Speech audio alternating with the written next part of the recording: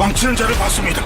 누군가 제자자를 독살한 것이다. 목격자가 제게 준 투서입니다. 네가 세자자를 기법이었어. 안녕하세요. 유튜버 라임냥입니다. 안녕하세요. 영입니다.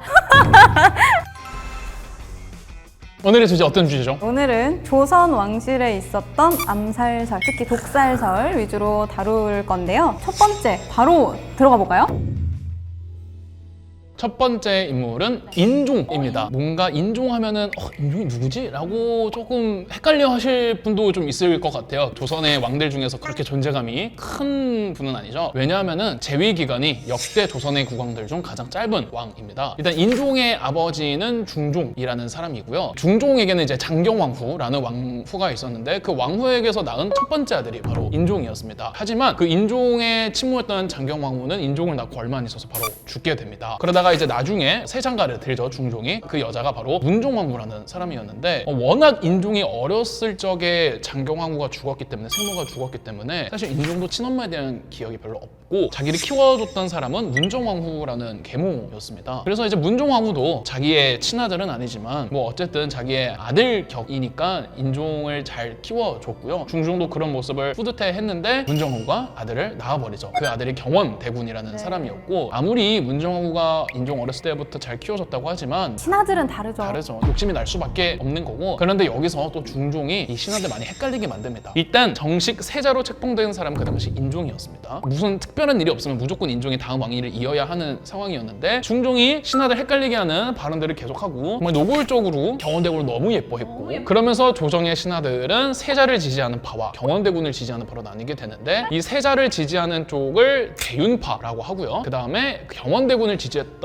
쪽을 소윤파라고 합니다. 대윤, 소윤으로 나누는 이유는 대윤파를 이끌던 사람이 윤임이라는 사람이었고, 소윤파를 이끌고 있던 사람이 문종왕후의 남동생이었던 윤호로 윤형 형제여서 둘 다 윤씨여가지고 대윤, 소윤 이렇게 구분을 하는데, 중종이 사람 헷갈리게 이렇게 다 만들어 놓고 별다른 말을 하지 않고 죽습니다. 공식적으로 세자가 된 인종이 왕이 됐죠. 근데 인종은 재위 기간이 가장 짧은 왕이기도 했지만 너무 착한 왕이었습니다. 제일 착한 왕이었어요. 본인도 알고 있었을 거예요. 지금 이 조정의 신하들이 자기를 지지하는 쪽과 자기 동생을 지지하는 쪽, 이러면 정치 보복을 해야 되는데, 인종이 문정왕후도 내 엄마다, 나는 이 사람 밑에서 컸다, 아무도 문정왕후 못 건드린다, 그리고 경원대군도 내 동생이다 이러면서 그 어떠한 정치적인 보복도 못하게 막습니다, 인종이. 그리고 이것도 야사에 전해지는 일화인데요. 인종이 아직 세자였던 시절에 세자가 머무는 곳을 이제 동궁전이라고 하는데, 동궁전에 큰 화재가 났었습니다. 그런데 그 불 안에 있던 인종이 이 불을 지른 거는 문종왕후가 지른 것 같은데, 내가 죽기를 원하는 게 내 어머니의 뜻이라면은 죽는 것이 효도이다 라면서 죽으려고 했는데, 바깥에 있던 중종이 나오라고 소리를 지르니까 아비에 대한 효도를 하는 것도 효도이기 때문에 일단 내가 나가야 되겠다라는 야사가 전해집니다. 너무 착한 거 아니에요? 뭐 야사를 사실이라고 받아들이기 힘들지만은, 야사는 그 당시 그 특정 인물을 민중들이 어떤 이미지로 기억하느냐를 잘 보여주는 거라고 생각해요. 그만큼 착했다라는 일화인데, 화재가 난 건 실제 화재가 났습니다. 인재에 의한 화재였는지 자연 발생적인 화재였는지 모르겠지만 아무튼 그 정도로 착한 왕이었고, 인종은 이제 자기의 측근 지지 세력들에게도 그 어떠한 정치적 공격도 하지 못하게 막았죠. 그만 싸워. 너희들 그만. 하지만 재위 9개월 만에 죽습니다. 가장 잘 알려져 있기로는 문정왕후가 자기 아들 경원대군을 왕으로 만들고 싶어서 떡을 줬는데, 인종이 그 떡을 먹다가 죽었다라고 알려져 있습니다. 이게 이제 가장 보편적으로 알려져 있는 사실이라서, 인종이 아들 없이 죽었기 때문에 자연스럽게 경원대군이 13대 왕 명종이 되었고, 문정왕후는 왕의 어머니가 된 거죠. 이거를 두고 이제 인종이 독살이 됐다라고 하지만, 떡을 줬는데 떡 먹고 죽었다라는 거는 이것도 야사이고요. 실제로 인종의 사인은 거식증이었습니다. 아직 중종이 죽지 않았던 시점에, 중종 말년에 이제 중종도 건강이 오늘 내일 할 때 인종이 옆에서 밤을 새워가면서 옆에서 간병인을 했대요. 워낙 효자이니까 오랜 시간 동안 잠도 제대로 자지 않고 휴식도 하지 않은 채로 간병인 생활을 하다 보니까, 중종이 죽고 나서 왕이 올라갔을 때 이미 인종은 건강이 많이 안 좋은 상태였고요. 중종이 죽자 자기 아버지를 잃었다는 슬픔에 음식을 거부하기 시작했대요. 신하들이 걱정을 해서 제발 밥 좀 먹어라 해서 먹으면 바로 뱉어내고 토해내고 음식을 먹지를 못했다고 하죠. 진짜 극단적으로 착한 사람이었던 것 같아요. 그래서 조선왕족실록 기록에 보면 그 9개월 내내 기록이 왕이 수척해지고 있다, 왕이 너무 여위어가고 있다, 신하들이 밥을 좀 먹으라고 했다, 거부했다, 먹었는데 토하셨다, 이런 기록으로 도배가 되어 있습니다. 결국 오래 가지 못하고 9개월 만에 사망 생각한 거죠. 사실상 인종의 독살설은 거의 99.999% 부정이 되고 있고 실제 사인은 거식증이었다고 보고 있습니다. 거식증으로 죽은 왕 되게 독특하네요. 먹을 게 그렇게 많은데. 그러니까요. 근데 뭔가 거식증은 대부분 어떤 정신적인 이유 때문이라고 하는데 아무튼 비운의 죽음이었다. 자, 다음으로 이야기할 분은 바로 소현세자죠. 가장 미스테리하다라고 알려져 있는 죽음이죠. 그래서 사극에서 단골 소재가 되죠. 올빼미. 유해진 배우님 연기는 진짜 보셨어요? 나 진짜 한 대 치고 싶었잖아. 유해진 배우님 그냥 딱콩 그냥. 아무튼 이 영화의 소재가 될 정도로 소현세자의 죽음은 굉장히 이 암살설, 독살설 이런 것들이 굉장히 많은데 일단 소현세자의 공식 사인은 학질입니다. 막 힘들었다 하면서 학을 때다 할 때 그 학인가요? 그 학입니다. 지금의 병명으로는 말라리아. 근데 독살설, 암살설이 돌고 있는 이유가 몇 가지가 있어요. 이 소현세자가 인조랑 사이가 너무 안 좋았어. 인조가 애초에 소현세자를 굉장히 좋아하지 않았다라고 해요. 아무래도 그 소현세자도 정말 착했잖아요. 청나라에 볼모로 끌려갈 때 중간중간에 마을을 돌면서 자기의 물품을 나눠줬대요. 자기가 볼모로 끌려가면서도 자기 나라 사람들을 챙긴 거지. 그리고 청나라에 가서도 청나라 황제가 땅을 갑자기 떼줍니다. 야, 20만 평 너 해? 이렇게 얘기한 거예요. 20만 평을 갑자기 소현세자가 20만 평 어떻게 농사를 지어요? 세자였는데. 그러니까 세자인데 제가 이걸 뭐 어떻게 해야 하라고요? 그랬더니 야, 너네들 수행원 300명이나 왔어. 너네들 먹여 살리기도 힘들고 알아서 네가 농사 지어서 먹고 살아. 이렇게 그냥 얘기를 해버린 거예요. 그러니까 소현세자가 고민을 한 겁니다. 이거 어떻게 해야 되나? 근데 한 가지 묘수를 떠올려요. 그게 뭐냐면 청나라에 어거지로 잡혀온 조선인들이 굉장히 많았단 말이에요. 이 조선인들을 데려와서 일꾼으로 쓴 다음에 월급을 주는 거예요. 청나라에서 굶지 않도록. 그리고 월급을 주고 조선에서 사신이 오거나 조선에서 이제 뭔가 사람들이 오면 데리고 가라고 조선으로 다시 보내준 거죠. 그러니까 여론이 너무 좋았는데 인기 대폭발. 우리 소현세자다! 다 이렇게 난리가 난 거야. 소현세자가 중간중간 가면서 피나는 길에 잠깐 들르면은 소현세자 오셨다. 얘들아 버선발로 반겨라. 이렇게 된 거예요. 심지어 청나라에서는 야 지금 조선 국왕보다 소현세자도 나은데? 이런 말도. 맞아요. 그러니까 정말 청나라에서도 차라리 왕 끌어내리고 세자가 올릴걸. 이런 말이 있을 정도로 이게 다 인조 귀에 들어갑니다. 중간에 요거 하는 친구가 있었던 거야. 제가 어디 건너 들었는데 청나라에서 그런 썰이 돌더라고요. 이런 식으로 이야기를 한 거죠. 그러니까 인조가 이걸 다 듣고 있으니까 얼마나 신경이 쓰일 거예요. 자기는 삼전도에 굴욕해가지고 삼괴 구두래 이거 해가지고 막 머리 박고 막 이러고 굴욕적인 일을 겪었는데 자기 아들은 완전 빵 뜨고 있잖아요. 심지어 볼모로 잡혀갔는데도 빵 뜨고 있잖아요. 그리고 중간중간 청나라에서도 계속 압박을 하잖아요. 공답이 좀 부족하다 그러면 너는 기억력이 별론가 봐. 너 아들이 어디 있는지 잊었니? 너 전에 머리 박은 거 잊었니? 난 아직도 기억이 나는데 그 몇 년도더라? 이렇게 된 거예요. 그러니까 인조가 얼마나 신경이 쓰이겠어요. 근데 이 소현세자가 이렇게 인기가 많았는데 돌아오고 나서 2개월 만에 사망하죠. 이렇게 되니까 독살설이 갑자기 이렇게 수면 위로 떠오르게 된 거죠. 게다가 여기에다가 인조가 불을 지핍니다.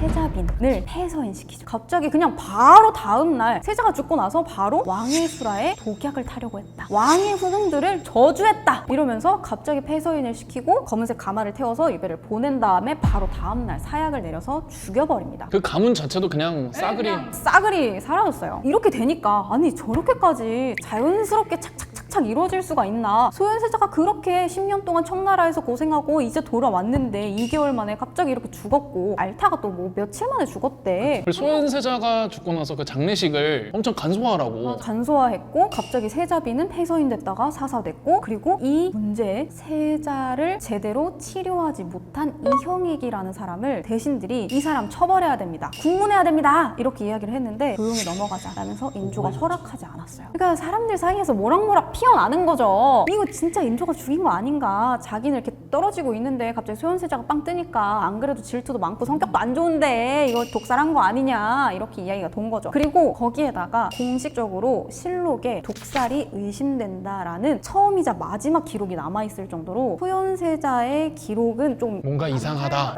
뭔가 좀 이상하다라는 이야기가 그 당시에도 돌았어요. 이 소현세자가 사실 학질이다라고 이야기를 들은 데에는 제 생각에는 이때 조선에서 일반적으로 퍼졌던 말라리아 학질은 3일열이라고 해서 열이 올랐다 떨어졌다 하면 보통 그냥 다 학질이다라고 이야기를 했어요. 근데 소현세자의 열병에는 여독이 있지 않았나라는 생각이 좀 들어요. 청나라가 떴다고 돌아온 거니까. 그쵸. 그리고 그 추운 겨울날 뭐 왔다 갔다 하니까 얼마나 힘들었겠어요. 그쵸. 그리고 소현세자가 그렇다면 독살로 죽었다라면 그전에는 건강했어야 하지 않나 라는 생각이 들어서 제가 찾아봤어요, 자료를. 청나라에 있을 때 소현세자는 잔병치레가 많았어. 원래 조선에 있을 때부터 병약했다기보다 골모로 잡혀가면서 몸이 약해졌던 것으로 추정이 돼요. 아무래도 스트레스도 많이 받았을 거고. 이 소현세자가 말도 못해요. 계속 뭐 말에서 떨어져서 다쳤다. 뭐 그래서 동생 복림대군이 대신 뭐 사냥을 나갔다 이런 말이 있을 정도로 소현세자가 말을 못하. 근데 심지어 사람들이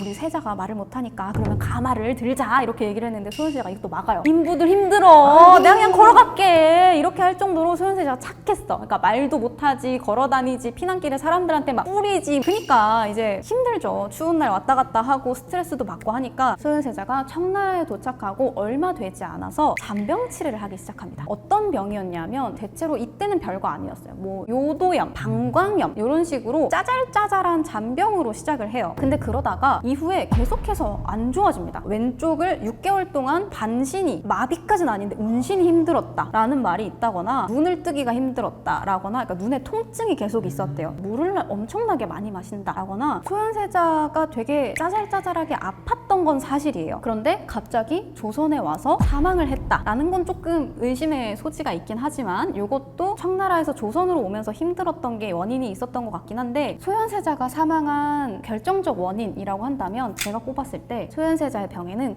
공통점이 있어요. 물을 많이 마신다. 다식, 다음, 단욕 많이 마시고 많이 먹고 약간 이런 식으로 이 증상이 점점점 심해져요. 나중에는 조선에 돌아왔을 때 밥을 먹고 너무나 졸려서 식후 혼곤증이 너무 심해서 혼절을 할 정도였다라는 이야기가 있어요. 그래서 요거랑 제일 비슷한 병이 뭘까를 생각을 해봤는데 당뇨예요. 아하, 그럴 수 있겠네요. 당뇨가 굉장히 많이 마셔요. 그러니까 입이 마른다라는 말이 정말 많았거든요. 계속해서 소현세자가 입이 마른다, 입이 마르니 물을 많이 마셨다라는 기록이 있어요. 그래서 당뇨가 아니었을까라는 생각이 일단 들고, 왜냐하면 소현세자와 함께 볼모 생활을 했던 복림대군 있잖아요. 동생 복림대군도 이 복림대군의 공식 사인은 의료과실이에요. 사실 신각이라는 사람이 침을 잘못 놔서 과다출혈로 죽었다라는 이야기가 있는데, 근데 표종의 사인도 사실 당뇨가 아닌가라는 생각이 듭니다. 전 충분히 이해가 되는 게 사실 왕족들은 평생 궁궐을 나올 일이 별로 없어요. 맨날 남이 해주는 거 비슷한 거 계속 먹고 거기에 내 몸이 다 적응이 되어 있는데 청나라로 끌려갔단 말이죠. 뭐 만주족 먹는 게 우리랑 비슷하겠습니까? 완전히 다를 거고 기후, 풍토 완전히 다 다르고, 그러면은 사람이 우리 뭐 해외여행 가다 보면은 물이 안 맞거나 음식이 안 맞아서 고생하는 경우 많잖아요. 그래서 저는 충분히 그럴 수 있겠다 싶어요. 그리고 당뇨병이라고 하면 우리가 지금 2형 당뇨를 생각하는데 단 걸 너무 많이 먹어서 이제 뭐 인슐린 저항성이 떨어져서 당뇨가 걸린다라는 게 일반적인데, 이 소현세자가 걸렸다라고 추정되는 당뇨는 1형 당뇨입니다. 보통 이제 소아당뇨라고 이제 많이 알려져 있는데 쇠도가 파괴돼서 아예 인슐린 분비가 안 되는 거예요. 문송합니다. 무슨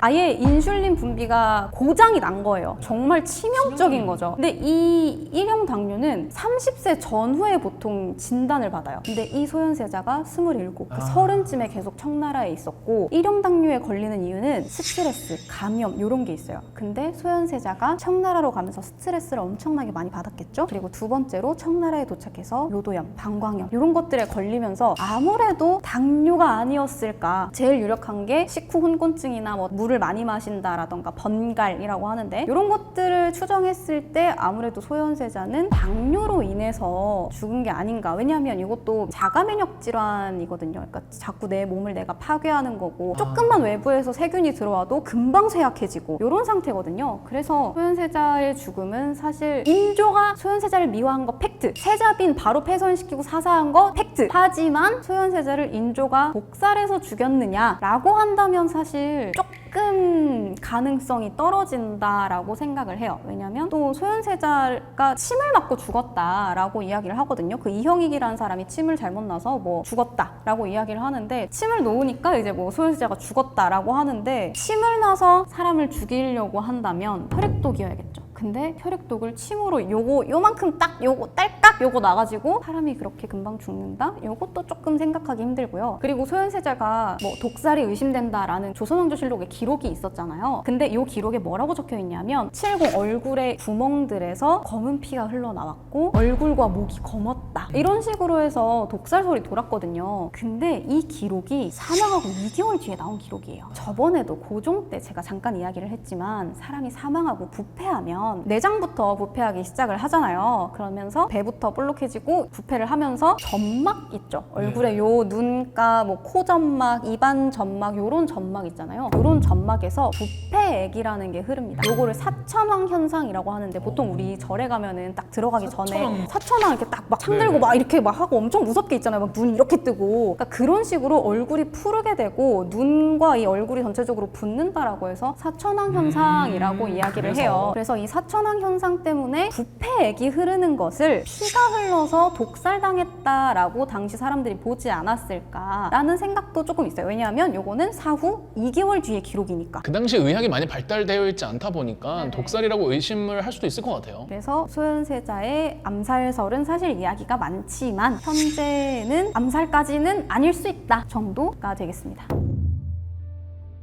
다음 죽음의 의문을 품고 있는 자는 바로 경종입니다. 유명하죠. 되게 문약하고 병약하고 왕권이 약했던 왕으로 유명한데 일단은 경종은 20대 왕이고 그 다음 21대 왕이 경종의 이복 동생인 영조라는 그 유명한 그리고 경종과 영조의 아버지가 19대 왕 숙종이고 사실 경종은 경종보다 자기 어머니가 더 유명하신 분이죠. 장옥정. 그렇죠. 장희빈이 아들인데 경종은 숙종의 첫아들이었습니다. 장희빈에게서 낳은. 장희빈이 그렇게 권세를 가질 수 있었던 것도 경종이라는 원자를 낳아서 그렇게 갈 수가 있었는데 한창 장희빈이 끝발이 좋을 때 경종은 세자의 책봉이 됐지만 장희빈은 사약을 먹고 죽죠. 하지만 일단은 경종은 어쨌든 세자이기 때문에 화는 피할 수가 있었습니다. 그때 이제 숙종이 숙빈 최씨라는 후궁에게서 연인군이라는 왕자를 낳습니다. 훗날 영조가 되는 사람이죠. 그래서 숙종 밑에는 경종과 연인군이 있었는데 당연히 아까 인종 얘기했던 것처럼 아무 문제가 없으면은 경종이 세자가 되는 게 원칙이에요. 그런데 숙종은 노골적으로 경종을 세자에서 폐위시키려고 했습니다. 하지만 폐위를 시키려면 명분이 필요해서 한창 그 명분 만들기를 하고 있었어요. 말년에. 그러다 보니 당연히 세자는 바뀌는 게 뻔하다. 이래서 조선의 조정들도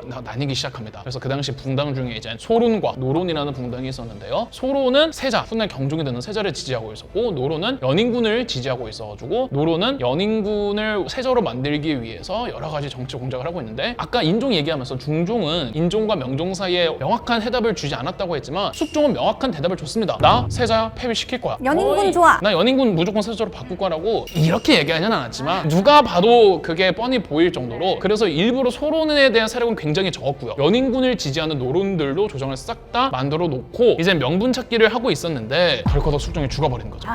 또 이렇게 논란만 만들어 놓고 죽었어. 그러니까요. 이 숙종이 원래 명분을 찾으려고 했던 게 세자 시절의 경종에게 대리청정을 맡겨요. 대리청정 맡겨놓고 뭐 하나 실수하면은 그거 실수 트집 잡아서 폐위시키려고. 근데 실수를 안 하는 거야. 그래서 호시탐탐 노리고 있다가 숙종이 죽어서 결국은 세자를 못 바꾸고 그대로 세자가 20대 왕이 되니 이 사람이 경종이었는데 아무리 설령 본인이 왕이 되었다고 한들 자기 아버지가 조선의 조정들을 싹 다 자기의 반대파 세력인 노론으로 다 배치를 해놨기 때문에 이 경종이 뭐 할 수 있는 게 없었습니다. 그리고 굉장히 소심한 성격이었다고 하고 어린 시절에 자기 어머니가 눈앞에서 사약 먹고 죽는 걸 보면은 아무래도 성격이 뭐 그렇게 될 수밖에 없겠죠. 그래서 엄청 취약했다라고 하잖아요. 건강이 매우 좋지 않았다. 몸이 비만에다가 건강도 좋지 못하고 비위가 많이 안 좋았다라고 이야기하더라고요. 카리스마도 없고 조선의 조정은 다 반대파들이고 이러니 노론 신하들이 경종을 굉장히 무시했습니다. 그러면서 강요를 해서 연인군을 세제로 만들어라. 차기 왕을 이을 왕의 아들을 세자라고 하고 왕의 동생을 세제라고 하는데 세제로 책봉해라 라고 겁박하는 수준으로 해서 세제로 임명을 또 해주고 그 다음에 심지어 노론이 또 선을 넘습니다. 아무리 그래도 왕인데 왕한테 세제 연인군에게 대리청정을 맡겨라 뭐 이런 식으로 하니까 뭐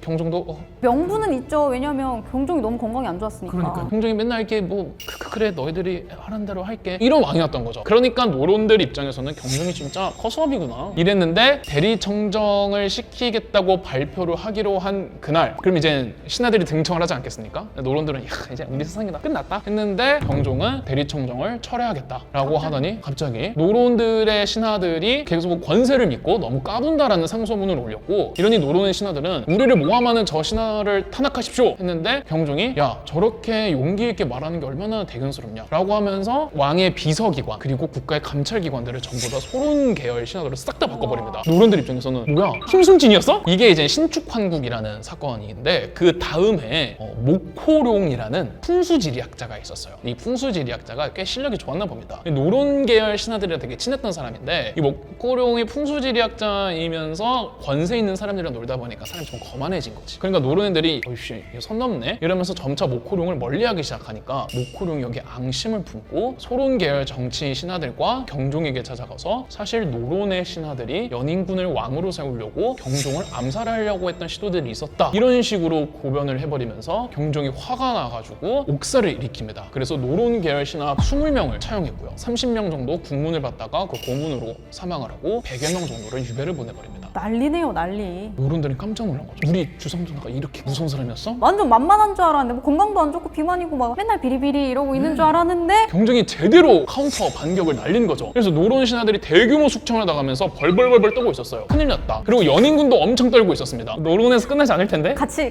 잘리나? 경종이 죽적한데.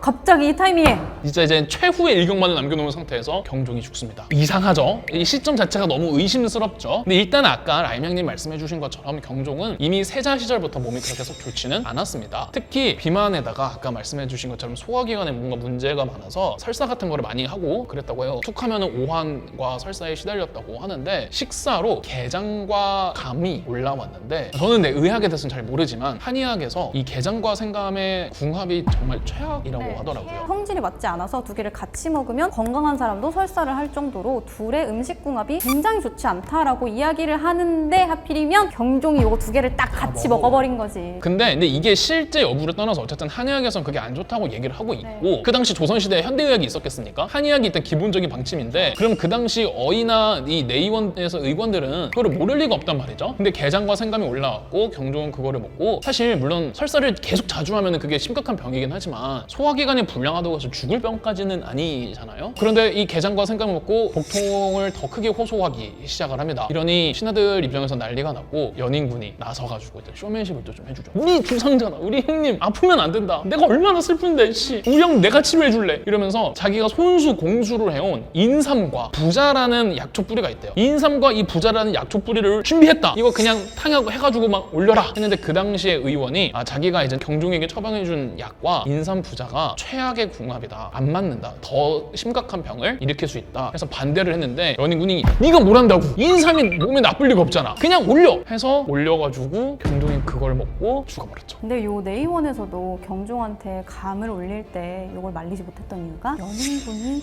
감을 올렸기 때문에 라고 다들 믿고 있었죠. 근데 이거는 최근에만 그런 게 아니라 실제 그 당시에도 연인군이 경종을 죽였다라고 모두가 굳게 믿고 있었어요. 팩트를 떠나서 정황 자체가 너무 이 시점 자체가 의심스럽고 그리고 누가 봐도 연인군이 이제 곧 경종에게 공격을 받을 타이밍이었는데 하필 연인군이 올린 거를 먹고 죽었기 때문에 게다가 부자가 사약에도 들어가는 약재료죠. 그러니까 뭐 남들이 봤을 때 하필 그 타이밍에 게장이랑 감 먹고 설사하고 몸이 갑자기 안 좋았다가 연인군이 마지막 크리티컬로 날렸던 인삼과 부자 먹고 갑자기 그냥 죽어버리니까. 그리고 연인군이 이제 영조. 그쵸. 바로 다음에 영조로 주게 하니까 암살설이 돌기에 충분한 정황 상황이지 않았나. 저희가 앞서 했던 인종이나 소윤세자 같은 경우는 독살설은 거의 부정이 되고 있지만 경종 같은 경우는 그렇다고 독살됐다고 함부로 단정 지을 수도 없어요. 증거는 없습니다. 영조가 왕이 된 뒤에도 신하들이 계속 경종이 암살설 가지고 맨날 영조한테 뭐라 했잖아요. 사도라는 영화 보면 또 나옵니다. 영조가 내가 안 죽였다고 막 이렇게 하는 역정을 내는 신도 있거든요. 근데 진짜 실제로 그런 일이 있었어요. 신치호였나요? 그 신하가 영조한테 가서 이렇게 이야기를 해요. 신이 갑진년부터 게장을 안 먹습니다. 이렇게 이야기하니까 얼마나 영조가 트라우마가 생기겠어요. 또 영조 재위 초반기에 반란 사건이 있었는데 이인주알난이라고 그것도 명분이 현대왕을 독살한 영조를 응징하겠다. 그만큼 그 당시 실제로 많은 사람들이 믿었고 근데 사실 그래서 경종의 죽음에 대한 거는 미스테리입니다. 그러니까 독살이 됐다라고 하기도 애매하고 그 당시에도 암살설과 독살설은 거의 정설이었다. 그래서 나주 개서 사건인가요? 벽보 붙은 사건. 거기서도 뭐 민심이 좋지 못했죠. 그렇지만 여기서 끝이 아닙니다. 이젠 다음 사람인 효장세자로 독살로 흥한 자 독살로 망하리라. 다들 이제 영조의 아들 하면은 떠올리시는 분들이 있죠. 사도세자로 알고 있는데 사도세자는 영조가 되게 늦둥이로 낳은 아들이에요. 사도세자의 형이 있었습니다. 물론 형이 먼저 일찍 죽는 바람에 사도세자는 생전에 형을 본 적은 없지만 그 형이 영조의 첫째 아들이 효장세자이고요. 효장세자 같은 경우는 영조가 연인군이었던 시절에 낳은 아들이에요. 그래서 영조가 왕이 되기 전부터 이미 낳은 아들이었는데 자, 이 영조가 이 각종 의심을 받으면서 왕이 됐습니다. 왕이 됐고 당연히 자기 첫째 아들을 세자로 삼았죠. 세자로 삼았는데 영조 4년 제위 초죠. 그때 이제 사망을 합니다. 10살쯤에 죽은 걸로 봐요. 사실 이게 그렇게 이상한 건 아니에요. 왜냐면은 조선시대에는 어린 나이에 죽는 경우가 비일비재했습니다. 그리고 꼭 효장세자가 아니더라도 어린 나이에 죽은 세자들도 꽤 있어요. 뭐 의경세자라든지 소녀세자라든지 어린 나이에 죽은 세자들이 있기 때문에 이게 전혀 이상한 거는 아닙니다. 아닌데 아무튼 영조가 자기 어린 아들의 죽음을 굉장히 슬퍼하면서 영조 4년을 보내고 뭐 큰 문제 없이 이제 지나가나 싶더니 그 다음 해 이제 영조 5년에 소시 정보 하나가 영조 귀에 들어옵니다. 무슨 정보죠? 궁궐에 있던 이 궁녀들이 효장세자가 살아있던 시절에 효장세자를 저주하는 굿을 벌였다. 이건 조금 문제가 되겠는데? 야, 다 잡아. 궁녀들이 다 잡혀옵니다. 뭐 했어? 고문을 막 하죠. 당연히 실토를 하겠죠. 그래서 궁궐 밖에 나가서 무당들을 데려다가 효장세자를 저주하는 굿을 많이 펼쳤고 또 뭐 땅에 있는 사람의 시체를 꺼내서 그 유골을 빻으면은 유해가 되잖아요. 그 특정 유해를 어느 음식에 같이 넣어서 먹으면은 되게 안 좋다. 이런 미신이 있었는데 그 궁녀들이 그래서 궁 밖에 나가가지고 유해를 어떻게 공수를 해와서 이 효장세자가 먹는 음식에다가 탔고 효장세자뿐 아니라 효장세자의 남매들, 그 누나나 여동생들 한테도 음식에다가 유해가루를 넣었다고 해요. 그래서 그게 다 밝혀진 거죠. 자, 근데 안 밝혀진 게 뭐냐? 궁녀들이 독단적으로 그런 짓을 했을까요? 그쵸. 아무래도 효장세자가 죽었을 때 궁녀들이 얻을 만한 이익은 없죠? 절대로 궁녀나 이 궁궐에서 일하는 사람들이 누군가를 암살하려고 했던 거는 절대 자발적이거나 독단적인 게 수가 없어요. 뭐 본인한테 오는 이득이 없으니까 누군가가 사주했다는 거예요. 배후가 있다는 겁니다. 그럼 당연히 영조 입장에서는 자기 아들을 죽인 배우를 찾고 싶어 해야 되잖아요. 찾지 않습니다. 그리고 그 궁녀들만 처형시키는 수준에서 사건을 키우질 않아요. 이거를 두고 많은 분들이 이제 의심하기 시작하는 거죠. 누구냐? 대체 누구냐 했는데 궁녀들이 국문을 받는 과정에서 나온 이름이 있는데 어떤 특정 상궁이었어. 어떤 상궁이 와서 우리한테 그 일을 하라고 시켰다. 그 상궁이 어느 소속의 상궁이었느냐? 아까 영조가 자기 형이었던 경종을 죽였다고 의혹을 받으면서 왕이 됐죠. 근데 이 경종의 아내가 있습니다. 선의왕후라고. 이 선의왕후 어씨는 왕비에서 이제 그럼 물러나고 이제 대비가 됐는데 궁녀들에게 사주했다는 그 상궁이 바로 선의왕후 어씨 소속의 상궁이었던 겁니다. 영조는 자기 형수님을 의심할 수밖에 없는 상황이었는데 근데 여기서 영조가 사건을 키우지 않고 그냥 넘어가기로 한 거죠. 영조가 왜 그랬는지는 알 수는 없어요. 후대에 어떤 해석만 있을 뿐인데 여러 가지 해석이 있을 수 있어요. 자기도 지금 경종을 죽였다고 의혹을 받으면서 왕이 됐는데 여기에 또 내 형수가 선대왕의 아내가 내 아들을 암살하려고 했다? 이거는 사건 키우면은 끝없이 키워지는 거거든요. 약간 왕실에 침뱉는, 자기 얼굴에 침뱉는 느낌이라서. 그렇죠. 그리고 그 당시 영조가 추구했던 게 탕평책이었습니다. 그래서 처음에 영조가 왕이 됐을 때도 노론애들이 소론애들 그냥 다 없애버려야 된다라고 강력하게 주장했는데 영조가 노론을 많이 말렸어요. 야, 니네가 참아. 나는 탕평책을 주장할 거야. 내가 너희의 기득권은 인정은 해주겠지만 소론도 이 정도는 건드리지 마 하면서 정치적인 안정을 원하는 상황이었기 때문에 영조가 사건을 확대하고 싶어 하지 않아 해서 궁녀들만 처형하는 수준에서 끝냈다라고 하는데 그래서 사건을 확대하지 않았기 때문에 진상조사가 더 이루어지지 않아서 정말로 효장세자의 죽음은 미스테리로 남아있고 그래서 이거는 무조건 독살된 거다라고 믿으시는 분들도 꽤 많습니다. 근데 사실 밝혀진 게 독약을 타다가 밝혀진 건 아니고 그러니까요. 저주를 했다라는 거는 사실 지금 현대의학으로 봐서는 그걸로 죽진 않았을 텐데 유해를 넣는다고 해서 사람이 그것 때문에 죽진 않을 것 같은데. 그리고 그거를 먹은 다른 옹주들 아프기는 했어요. 근데 죽지는 않았어요. 그래서 이 효장세자의 죽음이 그거와 어느 정도 연루가 되어 있는지는 일단 그 유해가루를 넣은 거는 팩트다. 근데 그것 때문에 죽었느냐는 알 수가 없다. 사실 암살을 시도했다라기보다는 저주를 했다. 마지막 정조입니다. 정조는 워낙 뭐 말할 게 많은 분이죠. 조선의 르네상스를 열었다라고도 하는데 이 개혁군주 정조의 죽음도 사실 암살설이 돌기는 해요. 영린이라는 영화로도 나왔잖아요. 그쵸. 이 정조가 즉위를 하면서 딱 한 첫마디가 뭡니까? 나는 사도세자의 아들이다. 딱 이 한마디 하면서 즉위하지 않았습니까? 그러니까 이제 이 사도세자를 죽인 노론 벽파 세력, 그러니까 강력하게 사도세자를 죽여야 한다라고 주장을 했던 벽파와 시파가 있었는데 벽파 세력이 이제 덜덜 떨게 된 거죠. 정조가 왕이 되면 큰일 난다 해가지고 어렸을 때부터 정조는 암살 위협에 시달렸다라고 해요. 그래서 암살당하지 않기 위해서 밤늦게까지 계속 깨어있으면서 책을 읽느라 천재가 되었다 라는 설이 있을 정도로 정조는 어렸을 때부터 암살 위협을 당했어요. 그리고 정조 싸움도 잘했어요. 문무가 다 갖춰진 왕이었어. 왜냐면 본인이 암살 언제 당할지 모르니까. 정조가 그리고 실제로 즉위를 하고 바로 그 해에 실제로 암살 시도가 있었고 배우가 잡히기도 했어요. 자객이. 본현각 암살 사건이죠. 이게 이제 영린. 정유역변이라고 하는데 정조가 머물고 있는 궁에 이 시간이 하필 또 밤 11시였어. 그럼 밤 11시는 보통 조선의 왕들이 잘 시간이에요. 저녁 7시쯤에 문안 인사 드리고 뭐 남은 정무 보고 책 보면서 다른 일 할 거 하다가 11시쯤 보통 잠이 드는 시간인데 이 타이밍에 이제 암살 시도가 있었던 거죠. 그래서 이제 자객이 몰래 지붕을 타고 넘어와가지고 싹 와가지고 썰려고 했는데 기왓장을 딸깍 밟아버린 거야. 근데 이때 정조가 깨어 있었던 거죠. 너무 습관처럼 암살 위협에 시달리다 보니까 습관처럼 깨 있었던 거예요. 11시에. 그러니까 이 소리를 듣고 정조가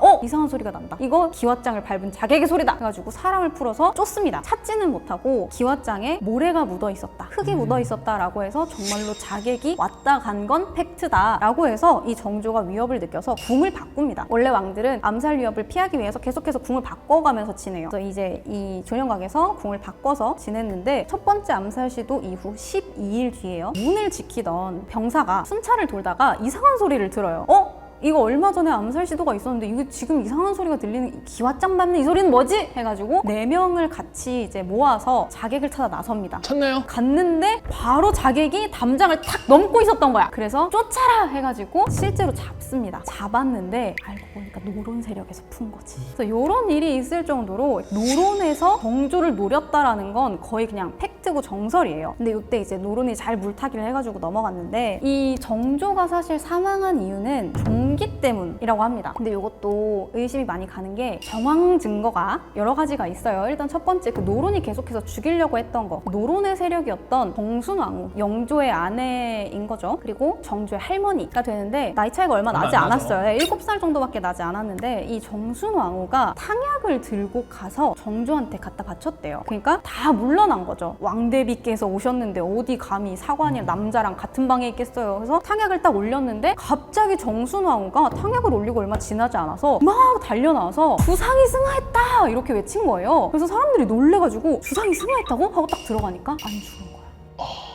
근데 그때 정조가 딱 한마디 합니다. 수정전. 그러고 죽었어요. 수정전은 이 수정전은 정순왕후가 머물고 있던 궁이었어요. 수정전을 왜 얘기했는지는 몰라. 그러니까 수정전에 있는 왕대비를 불러서 내 유지를 이어라 라고 이야기를 하려고 했는지 수정전이 범인이다 하고 죽으려고 했는지 뭔진 몰라. 근데 수정전이라는 말을 남기고 그대로 사망합니다. 그래서 이게 이제 독살설 첫 번째 근거고요. 그리고 이후에 노론이 이제 집권을 하면서 심헌지라는 이 노론의 영수가 영의정이 돼가지고 이제 집권을 하는데 정조가 하려고 했던 모든 걸 다 그냥 무산시키죠. 이게 또 의심스러운 게 뭐냐면 정조가 1800년 6월 28일에 사망을 했는데 6월 달에 난 이제 더 이상 노론 너네들 안 쓸 거다. 나는 내 뜻과 함께하는 사람들을 데려와서 쓰겠다 해가지고 남인을 대거 고용해요. 정약용 같은 사람들 있잖아요. 그래서 7월부터 들어와서 일을 해라 라고 이야기를 하고 노론 너네들 나랑 뜻 안 맞으면 너네가 나가 이렇게 강경책을 딱 둔 거야. 근데 7월이 되기 딱 직전에 정조가 사망한 거죠. 의심스럽네요. 너무 의심스럽지. 그리고 정약용의 기록에도 정조가 암살됐다 이런 이야기도 있고 뭐 승정원 기록에도 비슷한 기록이 남아 있습니다. 심헌지의 친척이 하필 그때 의원으로 들어와 있었는데 그 의원이 올린 탕약을 먹고 죽었다 뭐 이런 식으로 이야기가 있어요. 그리고 왜 이게 이런 식으로 퍼졌냐면 이때 정조가 또 문무가 다 뛰어난 왕인데 하필 또 의학에도 뛰어났어. 자기한테 맞는 약이 뭔지 나한테 어떤 치료를 치료를 해야 되는지를 자기가 계속 컨펌을 내리는 거예요. 무슨 약제를 지어 올리겠습니다 하면은 요 약제는 아웃, 요거 나랑 안 맞아, 요거는 반만 올리고 이런 식으로 해가지고 컨펌을 낸 거예요. 그러니까 그 정도로 정조가 자기의 몸 상태와 뭐 약제 이런 것들을 굉장히 신경을 썼는데 정조가 자기한테 절대 올리지 말라고 했던 게 바로 인삼이었습니다. 인삼이 나와 맞지 않으니 인삼을 올리지 말라라고 이야기를 했는데 사망하기 며칠 전에 대량의 인삼이 들어간 약제가 올라왔어요. 인삼을 엄청나게 넣어서 탕약을 만들었던 거죠. 그래서 요걸 먹고 정조가 기력을 잃고 혼절한 상태에서 얼마 지나지 않아 숨을 거두었다라고 해요. 그러니까 이제 모든 정황 증거가 다 끼워 맞춰지는 거죠. 노론에서 죽이려고 했다, 뭐 이후에 집권하는 걸 봐라, 뭐 암살이다, 이런 식으로 이야기가 도는데 일단 정조의 사망 이유를 봅시다. 정조는 종기로 사망을 했는데 조선에 27명의 왕 중에 종기로 고생한 왕은 12명이에요. 약간 유전병이었던 것 같아요. 맞아요. 엄청나게 많은 왕들이 종기로 고생을 했어요. 그리고 이때 정말 그냥 약간 부어서 고름 같은 게 보인다 하면 그냥 다 종기로 판단을 했기 때문에 정확하게 어떤 병인지는 알 수 없지만 12명의 왕이 종기로 고생했다. 뭐 문종도 고생했고 효종도 고생했고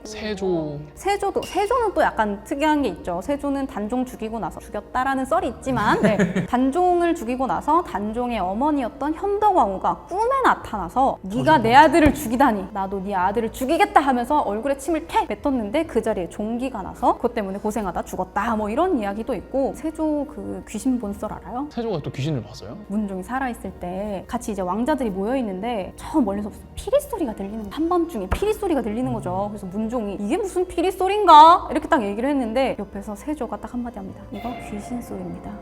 그래서 문종이 왜? 뭔데? 왜 그렇게 생각하는데? 아니잖아! 빨리 뻥이라고 얘기해! 이렇게 얘기했는데 세조가 지금 이 음은 세종이 정한 이 음계 중에 두 음이 높아요. 근데 이 음은 내가 아무리 뛰어난 피리 연주가라고 해도 이렇게 숨이 차지 않게 부를 순 없어. 이건 분명히 귀신의 소리입니다. 이렇게 이야기를 합니다. 이거 뭐예요?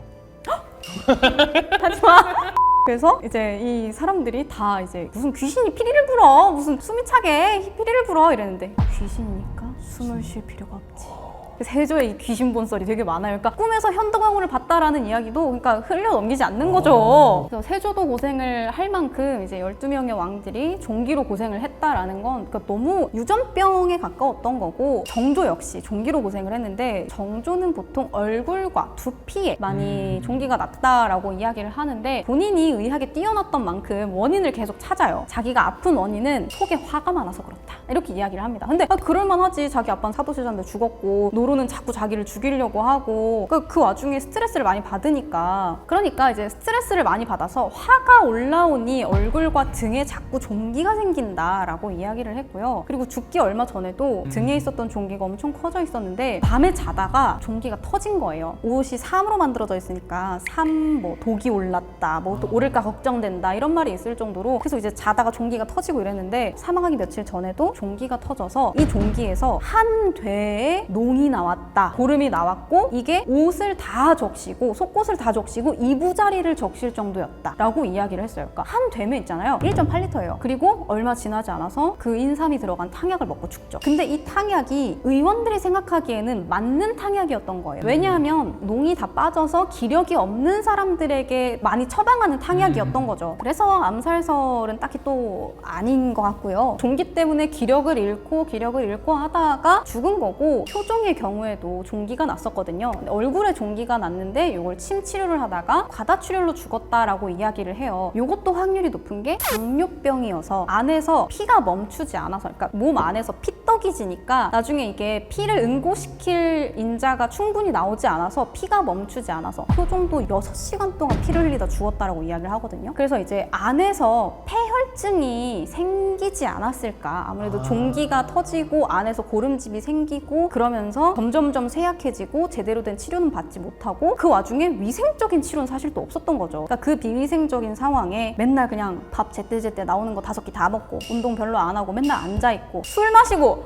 담배 피우고, 그러니까 건강이 좋아질 수가 없었던 거예요. 정조는 얼마나 애연가였냐면 시험 문제에다가 담배에 이로운 점을 적어라 라는 시험 문제를 낼 정도였고, 술 마시는 것도 너무 좋아해가지고 건배사가 그거였어. 불취무기! 안 취하면 집에 못 가! 정서가 욕도 아주 기깔나게 했죠. 이런 호종자야, 호로 자식아 이렇게 이야기를 할 정도로 입도 굉장히 걸었고 담배도 굉장히 많이 피웠고 술도 어마어마하게 많이 마셔서 정약용한테 술을 하사를 했는데 필통에 한 잔을 꽉 채워서 줬다라고 이야기를 해요. 근데 그 필통이 우리가 아는 요만한 필통이 그게 아니고 화구통에 반만 하죠. 이만한 그 필통에다가 분 넣는 필통에다가 거의 한 1리터를 넣어서 원샷 이렇게 했다는 썰이 있을 정도로 굉장히 술을 좋아했다라고 하는데, 안 그래도 몸에 열도 많고 이런데 계속해서 이제 몸이 회복할 시간 안 주고 막 담배도 못 끊었어. 뭐라고 했냐면 내가 스트레스로 잠을 못 자는데 담배만이 나를 위로한다 라고 말할 정도로 꼴초였단 말이에요. 그러다가 점점 쇠약해져서 사망한 것이 아닌가. 정조의 암살설도 사실 뭐 그렇게 암살을 시도했다 하더라도 거의 사망할 정도의 건강 상태였다. 독살설이